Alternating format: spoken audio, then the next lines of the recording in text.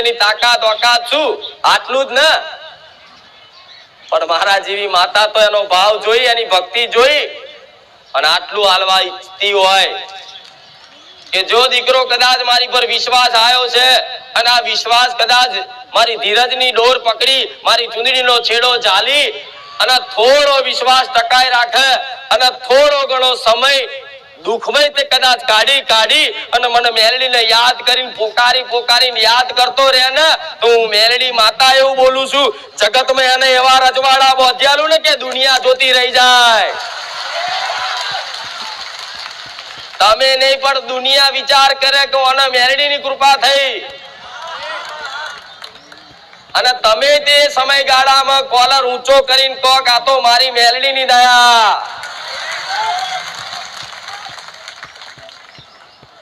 તમારા દરેકના સપના છે, તમારા દરેકના દુઃખ એવા છે, મને બધી જ ખબર હોય. મને ખબર હોય છે તો તમારી ઘરની માતાને ખબર છે, પણ દીકરો એક જ જગ્યાએ જો વિશ્વાસ ટકાઈને ઓધરો વિશ્વાસ રાખીને બેહી રહે ને, તો આજે ને કાલે કોઈ પણ દેવી શક્તિ હોય એની હોમું નજર મારે ને,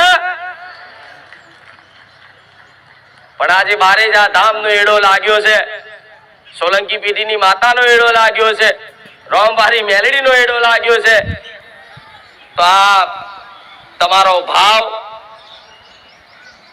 મારા જેવી માતાને ખૂબ ભાલો લાગે કે ભલે દીકરા દુઃખમાં યાદ કરે છે ને, ભલે તું રોવે છે ને, પણ તારું દુઃખ જોઈ અને મારા માતાના આંસુડા પડે છે, કોને બતાવવા જાઉં?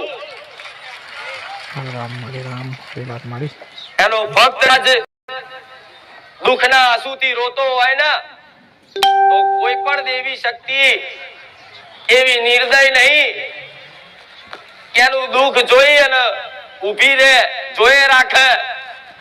પણ તમારી ઘરની માતાને જેવા તમે આહુડા પાડતા હોય દુઃખના, એવી તમારી માતા હોય ઘેર આહુડા પાડે છે. દીકરાઓ આટલું યાદ રાખજો, તમારી કુળદેવી તે આવા આંસુડા પાડે છે.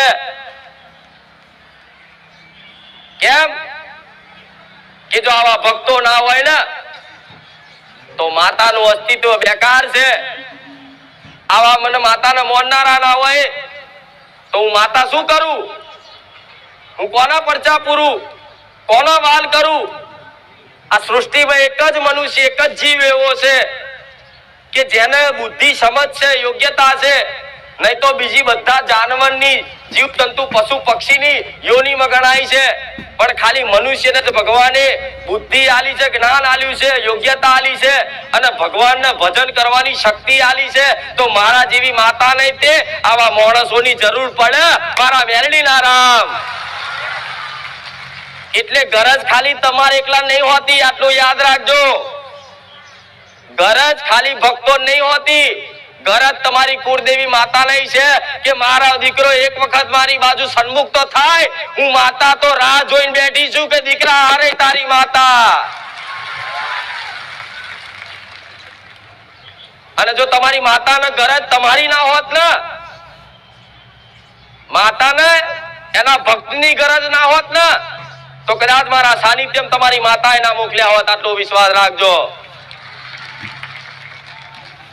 તમારી માતાના દુઃખ તો મટાડું છે. ગોડા દેવી શક્તિ કોને કહેવાય? એક વખત ખાલી કૃપા દ્રષ્ટિ નાખી દે ને એટલે જન્મો જન્મના દુઃખ જતા રહે. એક ખાલી કૃપા દ્રષ્ટિ કાપીશ, પણ તમારો એવો લગાવ, તમારી એવી ભક્તિ એના પ્રત્યે હોવી જેમ